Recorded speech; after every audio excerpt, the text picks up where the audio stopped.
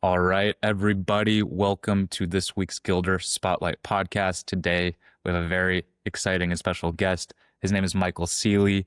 He's an author, coach, founder, and also one of the newest members of Gildre. But Michael, I would love for you to kind of give a quick introduction and background to our listeners. Yeah, Taiga, thanks for having me on the podcast. Little introduction about me. As you said, I just joined Gildre recently. Really impressed with it. I'm not just saying that. Like, I've met so many cool people, including yourself. It's great to be part of a community that just really is like-minded people resonating at the same level of really wanting to build businesses. So a little bit about me. My background is in bicycle racing. So my first profession actually was bicycle racing. I made the big decision right after high school to just pursue it professionally. And so had a lot of fun with that, made it to a pretty decent level, not quite big European pro level, but as I mentioned in my bio, I did race with Lance Armstrong a couple times. He beat me, of course, but it was fun to be at that level and play around with the big players there. And so that's sort of the foundation. That's a bit about my personality. I'm pretty competitive by nature. I would say in a good way. I like win-win relationships. I'm all about that. So after bike racing, I went to college. I did the practical route. I got a degree in Spanish and wanted to become a high school Spanish teacher because I admired a lot of teachers in my life. And I found out pretty quickly that didn't pay a lot, unfortunately. But there are some great teachers out there, and kudos to all the teachers who are just really dedicated and love their profession. For me, I ducked out after a couple of years just because of the pay. And got into the tech sector in the .com era in the early 2000s and really enjoyed that grind for a while. Got paid pretty well, but ultimately I knew I wanted to have my own business. And so I decided to become a psychotherapist. Went to grad school, got my degree, did all the hours. It takes like 3,000 hours. It takes a long time to become a licensed therapist. I did it. I started 3 online therapy practices in different states, in Wisconsin, Florida, and California. I'm residing in Madison, Wisconsin right now. It's where I grew up. And so about 2 years ago, I started a coaching business, and I call it high performance coaching. Reason I started it was a lot of my therapy clients were wanting to do coaching after therapy. And I was like, okay, let's do it, right? There's ethical considerations there, but they were definitely ready for it. And we transitioned into doing some more coaching kind of things. And a lot of my clients typically, yeah, go ahead. I was going to say, was this kind of like career coaching or what kind of coaching in particular? Yeah, mainly I would say career coaching. So coaching business people typically.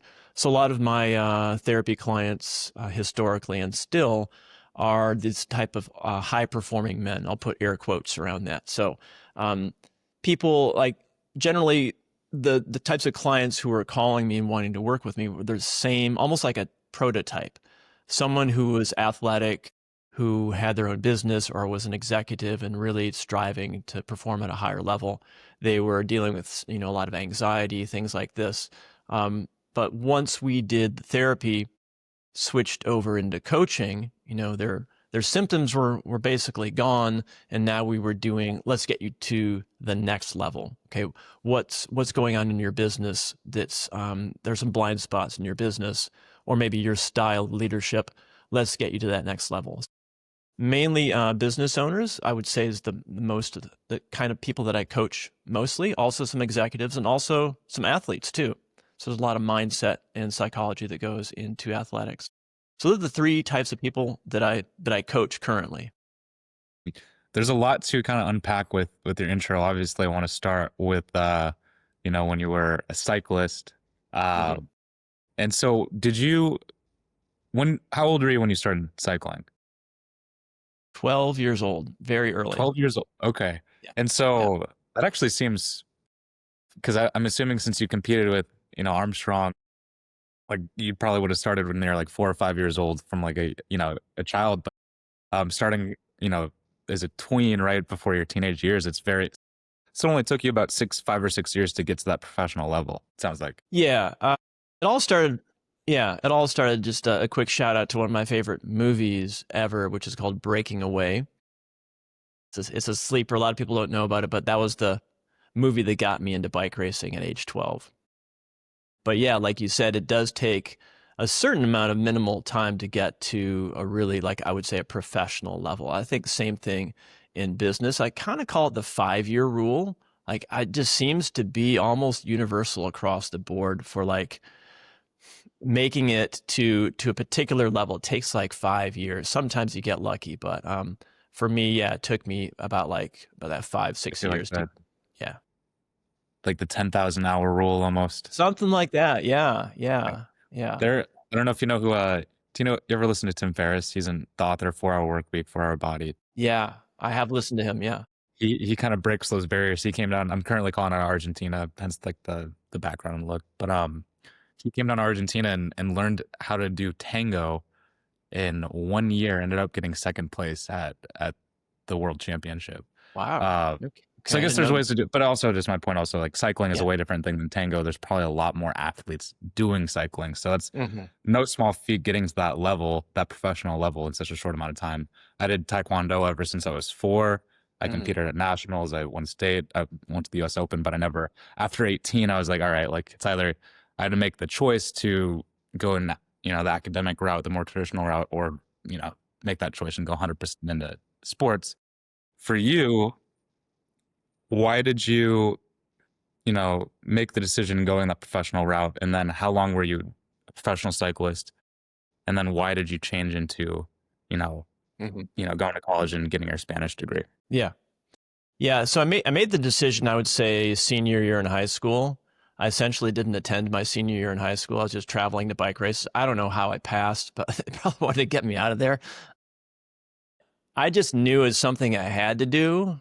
It was like a passion. Like, I just loved it so much. I was like, well, I can always go to college. There's no Hmm. like age limit on that. Professional Hmm. athletics, there's an age limit on if you're going to be competitive. So just made the decision like let's go for it. And my family supported me. They weren't like gung ho about it, but they were like, yeah, do what you got to do. It's cool. I had some mentors too that encouraged me. Um, and I made it to I would say like a decent professional level in the United States. And Taiga, I'll tell you, to be perfectly honest, the reason I went to college is because I got to a certain level in the sport where it was really hard. It was really hard. Hmm. And I had some friends of mine who were at an even higher level, and they had retired the year before.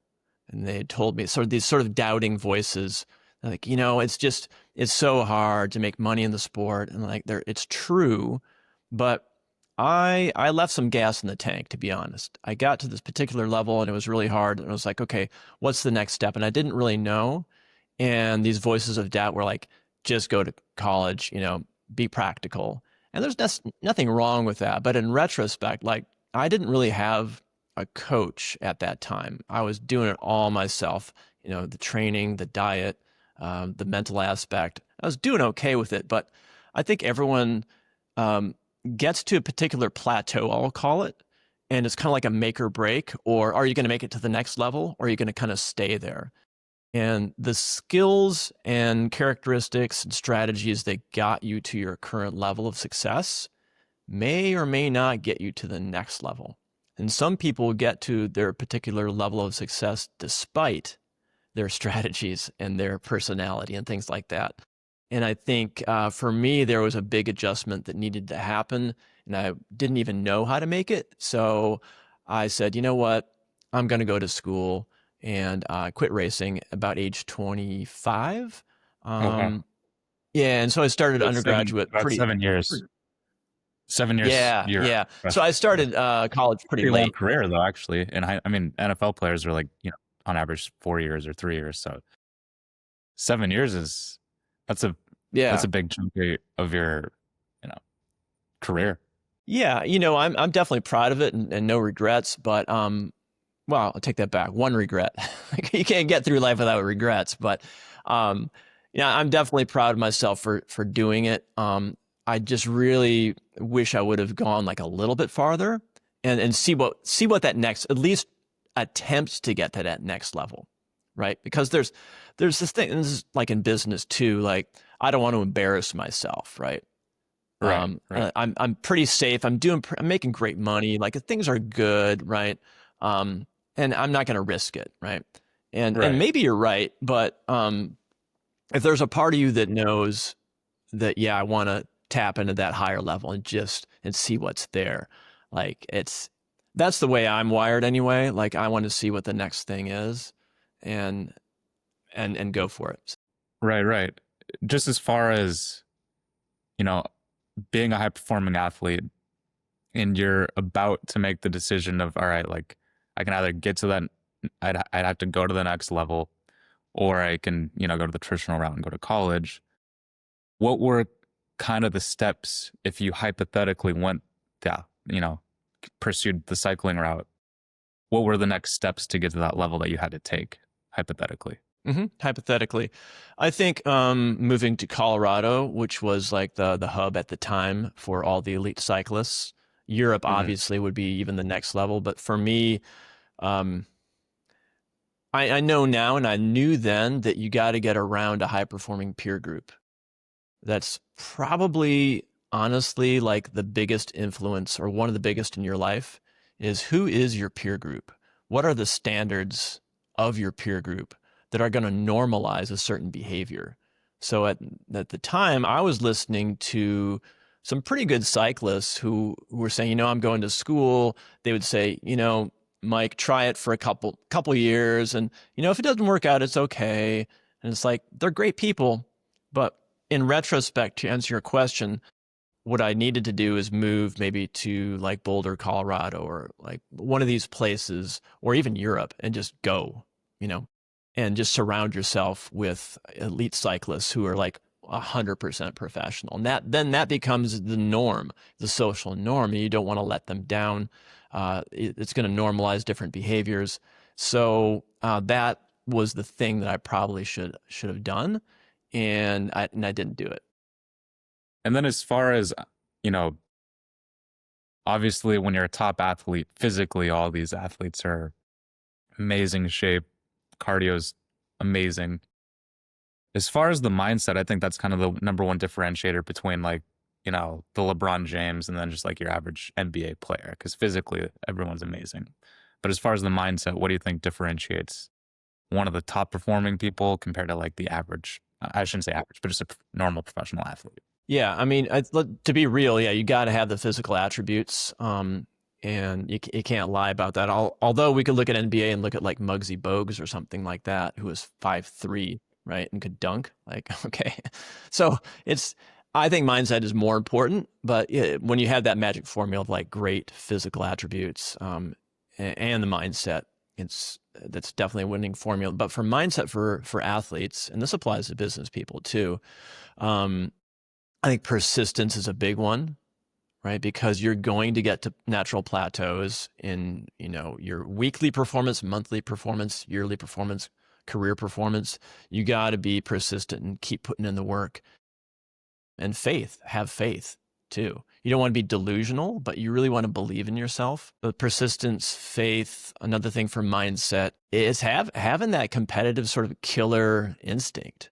I mean, you see it in all of those athletes. LeBron going in for a dunk and he has this just like animalistic look on his face and just gives the death stare to people. You do have to have that. However, we know some players who are a little more chill, nicer demeanor. But I think inside you got to have that desire to really dominate.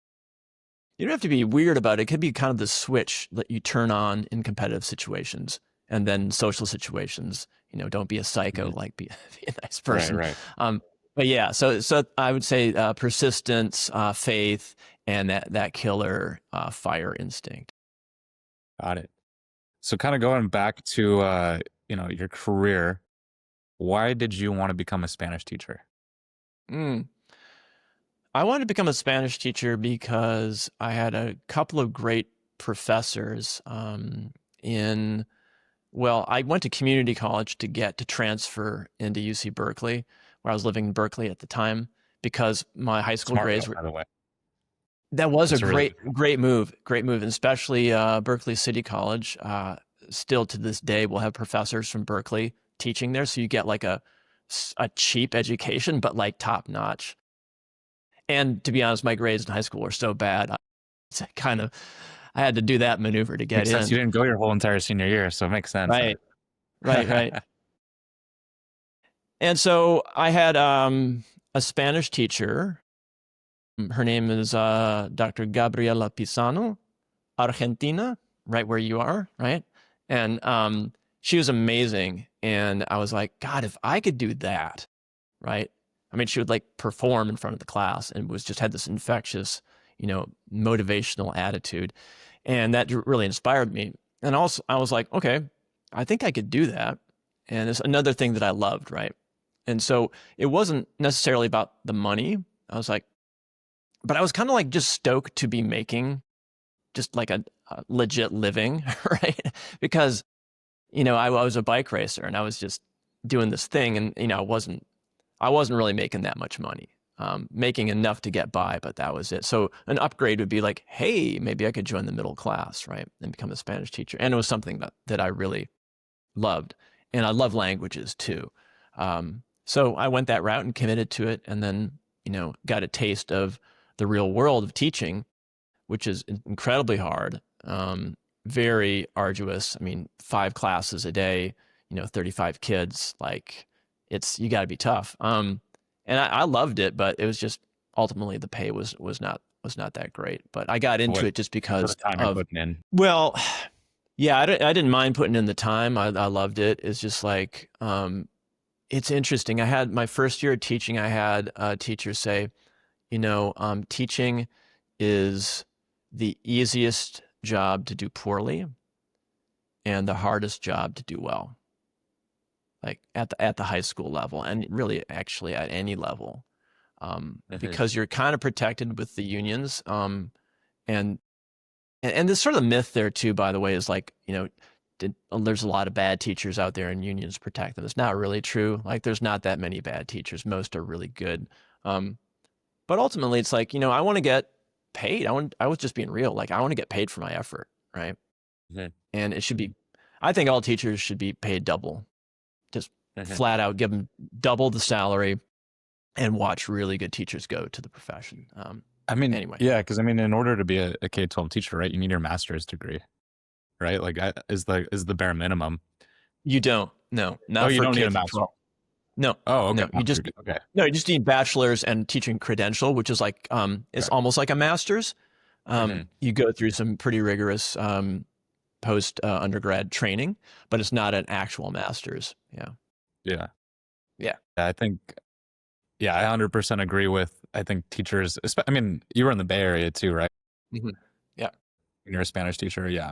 I'm not sure what the pay is, but I know that in the Bay Area, like you're on the poverty line if you're making like less than $80,000 a year or something like that, just because it's so expensive. I remember. What's really weird is still like the Bay Area has some of the lowest teacher salaries in the country. Jeez. And the highest, the highest cost of living. Yeah. And I know the Bay Area has a lot of really amazing school districts, right? Like some of the best. I know they have a lot of good technology K-12 schools and like engineering schools, and so it's kind of an interesting dichotomy that high, super low pay with high cost of living, but really good performing teachers. But so how long were you a Spanish teacher before you kind of had that epiphany where you're like, all right, like I kind of want to do something, I want to make more, I want to, figure out, a different path for my career. How long were you a teacher? And then obviously besides the pay, what were kind of the steps not the steps, but like what were the next steps that you took after, becoming a teacher? Yeah. Now it's funny you said the word epiphany, and there really was literally an epiphany where I decided to not continue teaching. I taught for 2 years. and I had like a mentor teacher, a great guy, and he was trying to inspire me. And we're like walking at lunchtime through the courtyard with all these high school students, and he says, you're not that old, because I'd started teaching late after bike racing, and he's like trying to pep me up, and he's like, you're not that old. You could be teaching for another 30 years. And it just hit me like, oh my God, I do not want to be doing this for the next 30 years. And it literally was an epiphany. Like I think I almost froze in my tracks. And he was trying to inspire me. It was like, no, actually he did the opposite. So yeah, 2 years I did it for, Actually, and I definitely like, there's some really good teachers I saw, and they had it dialed in, and they were making decent money, but Taiga, ultimately it was like, I need to be compensated for my work, and this is just not enough. So that's what it came down to. why do you think because K-12 education is so important, why do you think the pay is like so low? Well, I think historically it was a woman's profession, more or less, for teaching. I mean, it was more, dominated that way. And it was like part-time, maybe some part-time teaching. It was looked at as, just historically, it's paid really low. And it's not like, it's not banking. It's not one of these things where it's competitive that way. So I think it's just that just stuck with this low pay. However, there are districts, with bond measures, who are maybe a more wealthy school district, will be able to bump up the teacher salaries and attract better teachers. But it's just unfortunate that the base pay is so low, and there's a lot of administrative jobs and a lot of some bureaucracy. But if you just bumped it up by like 20 grand across the board, like you'd get more people from undergrad like going in, but that hasn't happened. Right. Yeah, no, that was actually a big, I don't want to say controversial topic, but when I was back in high school, it was a big topic, was teacher pay. And the superintendent was getting like a $260,000 salary, Right? and a lot of teachers are fed up with, I don't even know, actually I'll throw his name out, Apostle. His name is Dr. Apostle. And I mean, it's just ridiculous when, I mean, Missoula County Public Schools, MCPS, like is scraping by and doesn't have a budget, but then they're paying the superintendent like a ridiculous salary, and then the teachers are really the ones that are the backbone of the system, and they're not treated the best. So but so after you had that epiphany, you then started coaching, right? Or what was right after your 2 years of teaching? Yeah. Oh, okay. Yeah. So part of this too was I had a friend of mine who was working in the tech sector. So this is voice recognition technology in the early 2000s, was really getting dialed in. And because I'd studied like linguistics and Spanish, he said, "Hey, I'm working at this company in San Francisco. It's paying, this amount of money." I'm like, "Man, it's like more than double what I'm making." And he's like, "Come on board," like, all right, let's do it. So that's what it was. I mean, just a big opportunity in the Bay Area at the time. And it was something new and challenging. And I definitely love that. So that was the, the epiphany. You can work here 30 years more, like, no way. And then my buddy is like, "Hey, come work with us at this." Wasn't quite a startup, but it was like a young linguistics sort of voice recognition company, and worked long hours, did the whole thing. And it was great. I did that for probably about 4 years or so. And then, the next epiphany, like I need to be doing my own thing. Yeah. And I feel like that kind of comes back to conversations like who really the people that are in your circle really can change your life, and having that friend to connect you to that linguistic startup. What is the startup called? Is it still in business? Well, there's a couple of them. The first one was, ever hear of ask.com? Okay. So it used to be called Ask Jeeves. Back in the before Google became big, there was a number of different search engines, and Ask, you can Google it right now, ask.com, or just type it in. It's still, I think it's still there. It Yeah. was like one of the leading search engines in the probably late 90s, early 2000s. And it's funny, I was almost come full circle because, like Google's got AI results now, which sort of curates the content automatically, and is pretty decent. Sometimes it's off, but this seems to be the current trend, possibly the future of having these curated results, right, through AI. So back in right around year 2000 or so, there was no AI as we know it, but I was literally hired to be a curator of content on the internet. All right. And it was divided up into editorial teams, and we would literally like program our search engine to get, it's almost similar to what AI is doing. And like, here's the type of content we know is good, and we're going to curate it for the searcher. And so you would get these customized results. And even still, I think ask.com is probably the best for like travel stuff, like for traveling. It's got a lot of good curated stuff. But at the time, like Google was coming up, and we're like, what's this Google thing? Like, it's a weird name, right? And then they had this PageRank system, and we were like, no, we're better. But then ultimately, the internet became so huge that you had to automate it. So that was a fun ride. Ask.com. That was like the first, going from teaching right into tech. Yeah. Very, and then I guess back then too, I mean, if you just have one connection at like some type of startup or technology company, were you kind of like a shoe in, or did you have to, I mean, because being, going from being a teacher, obviously a lot of startups are like, hey, like I want to hire someone that has like a professional background in sales or product or operations strategy, et cetera. How did you translate your teaching experience into, being a good contributor to a company? Yeah. At the time, there was, the company was needing to hire a lot of people. So it was really good timing. It's like, okay, you need to hire a lot of these editors. You need editors who have, language skills and think in these sort of like linguistic patterns. And so I was actually a great candidate, and they saw that right away. Certainly, I think having a connection there really sealed the deal. But it wasn't the only thing. But yeah, you're right. It does help to have a good network. 100%.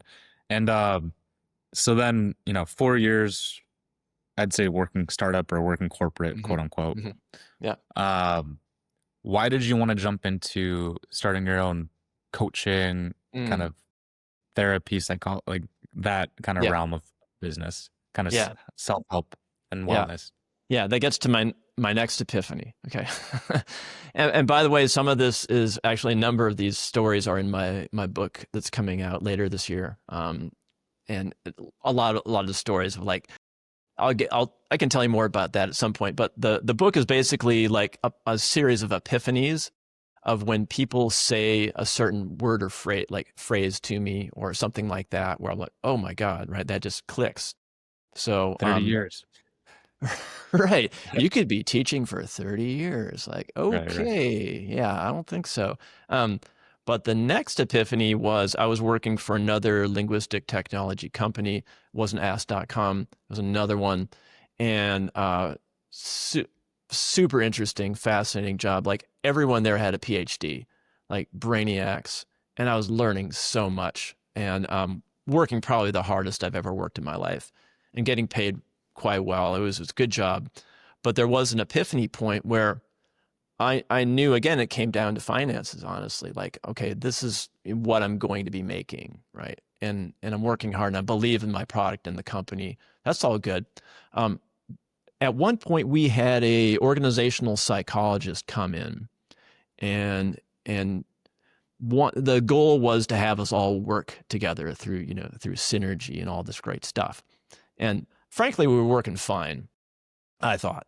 But this guy came in, and he did all this psych testing on us, did like the Myers-Briggs, broke us up into these groups, had all these sort of exercises. And it was a terrible experience. This guy was awful.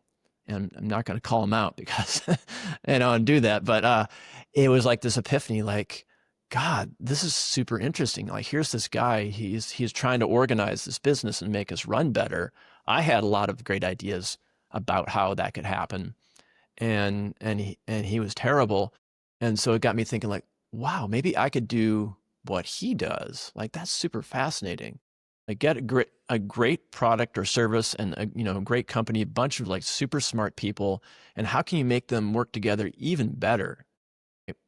And it's like, okay, I saw the bad way to do that. That didn't work. And by the way, in the Myers-Briggs, they divided us up into like little tables of like personalities. And my personality was so distinct, they put me at my own table. So anyway, it was pretty hilarious. Everyone was like pointing at me and laughing just for fun. It was a pretty funny experience. But anyway, I got really interested in psychology after this experience and read like Freud and Jung and organizational psychology, and like, God, this is so fascinating. And that got me thinking about, sports too. Like, what are these sort of plateaus that people and businesses they arrive at where they want to get better and they don't quite know how to do it. And so I got really fascinated. I interviewed, I think, 20 people, social workers, therapists, psychologists, just to make sure, like, if I'm going to make another career jump, I really want to make sure it's the right one. And I got great feedback. I went to San Francisco State University, got my master's in counseling psychology. Great school. And so that was the epiphany. There was this bad organizational psychologist. And so I have a unique way of coaching. I can tell you about that, but like, I just love it. It's just, again, you see this great performing agency, company, whatever it is, individual, and you can see the hunger and they want to get better. And like, okay, you're here. You just need a couple of new strategies, and then boom, up you go. So, Yeah, I think a lot of amazing people. I mean, I kind of told you quasi my background, but I come from a Taekwondo background, national team, etc. And I think a lot of athletes have really good work ethic, lots of grit and determination. Just the organizational part is the part that I think a lot of athletes. I mean, I don't know, just me and myself personally. I need a lot of. I mean, just running your own business. It's like, what can I prioritize first, and how can I optimize every single hour of my day to get the most done, effectively and efficiently. And so, like, what kind of methods differentiate kind of your type of coaching and counseling compared to kind of the other methods, or even maybe the method that horrible trainer came in did? Yeah. Whether we like it or not, even if we're solopreneurs, we deal with relationships all the time, all day long. And one-to-one, one to teams, and then there's the system in which you work. So we could expand out in circles, right? So, like Gildre, for example, great organization, great people, and we are also within a system, right? So within the United States, within a free market economy, right? And then the United States is within a different system. So I get people really aware of systems and paradigms. So oftentimes in a growing company, you'll have all these different personalities, and you're not really aware of like how the system is influencing things. So you can have really ambitious people in your company, and maybe you're taking too many clients on, and you're over-promising, and there's sort of like there's this pipeline, and there's like a jam in the pipeline, and people can be in denial about it. And the different personalities will, like, someone will take up the slack and cover for somebody else. And like, I get people really aware of systems and dynamics and how personalities enable or encourage, function or dysfunction within a system. And then that to me is huge for my clients, where they just have a lot of awareness about how systems operate, and how they internally operate too, their own sort of internal methods and systems and blind spots. So it's really just sort of like enlightening people to how the dynamics work internally and externally. I think that's what makes my coaching different, because you can teach someone all the strategies and get them all pumped up with motivation and, model different, styles. And that helps, certainly does. And that can often be just the key. But I think that you're going to keep getting to different plateaus in your either athletic performance or business or whatever it is, where you have to innovate. You have to do new strategies. Like no matter how old or successful your company is, you have to innovate. And the way to do that is just tons of self-awareness. So that's my thing, is more getting deeper and just getting that deeper awareness about how systems and dynamics work. Very cool. I really like that methodology. As far as when, you get someone that feels as if they're plateauing, or, they're just stagnant, what, just in general, I know probably every person is different, but what's kind of the first thing that comes to mind to, get the wheels rolling again, to make sure that you're not plateauing, to make sure that you're not stagnant? What's the first thing that comes to mind that you tell folks? Yeah. So typically people that come and see me have a problem. This is the way it works in most consulting, right? It's like, rarely do you have someone come to you and say, I'm doing great. I want to get to the next level and be even greater. That does happen. If that's the case, we're going to work on, real solid, measurable goals that you want to be achieving. If I get a client who's actually stuck at a plateau, that's just a wonderful opportunity, because it's just right there in your face. Like, here's the problem, right? Like, what's causing it? So let's say if I get someone who's stuck at that plateau, we look at, what's causing it. And again, it's often, like I said earlier, what got you to your current level may or may not get you to the next level. So it's really just sort of triaging and looking at things. What's working right now? What's definitely not working? And what's kind of like in the middle that's maybe we can tweak and improve. So that's really it. It's just an analysis of, what do you need to A, get unstuck, and B, start going to that next level. And it's different for everybody, but there are some universal things, like I mentioned, just being aware of your behaviors and how you interface in systems and in relationships. So and I think coming to be aware, just the word that comes to mind is just mindful, right? I think that's like a almost a trendy word that's been, I mean, not trendy, but it's been kind of like a word that's been brought up the past 10, 15 years with, the big mindful movement and everything like that. But what are your thoughts on just mindfulness in general? it's different from, I would say, self-awareness is different from mindfulness. So mindfulness is, at least the way it's been, framed, it's more about being here now, sort of like the Zen sort of, meditation, appreciation, gratitude, and things like that. Being more in the moment. I think that's great. I think that's really, really helpful, just for just general mental health and for like stressed out business people too.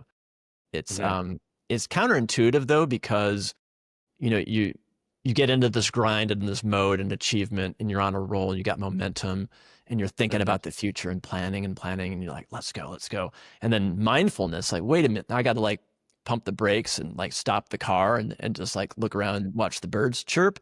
Like, well, maybe that is what you need, because there is this perception internally that I am really getting a lot done. But if we had a camera on you and watched your workflow throughout the day, it might tell a different story, right? So it's like, I'm getting a lot done, but like, are you? Like, is that, 15 minutes you spent looking at a funny YouTube video or whatever it is, or that really long lunch that you had, or whatever it is, like maybe a 5-minute meditation could really just like reset you and give you even more energy, right? 100%. I kind of like the analogy of like when you meditate, you kind of imagine you have like a glass full of water, Mm. and then you put a bunch of dirt in that water, and you mix it up, and all the little dirt particles are a thought, something going through your mind. And then Yeah. when you meditate for 5 minutes or 10 minutes, all the dirt particles flow to the bottom, and then the cup of water is clear. That's kind I of like like that. that analogy. Like, you can just see things more clear. You don't have so much stuff and dust in your head. It's a lot more clarity. Yes. But Michael, I really appreciate your time today. Do you have any final words of wisdom you'd like to share to our listeners? Get in a high performing peer group. That is really the biggest thing you can do. And if you think about it, we're all these individuals and we all have our own individual connections, right? And you're going to like 10x or 100x your opportunities if you network with a real high performing group of people. So that would be my parting words of wisdom.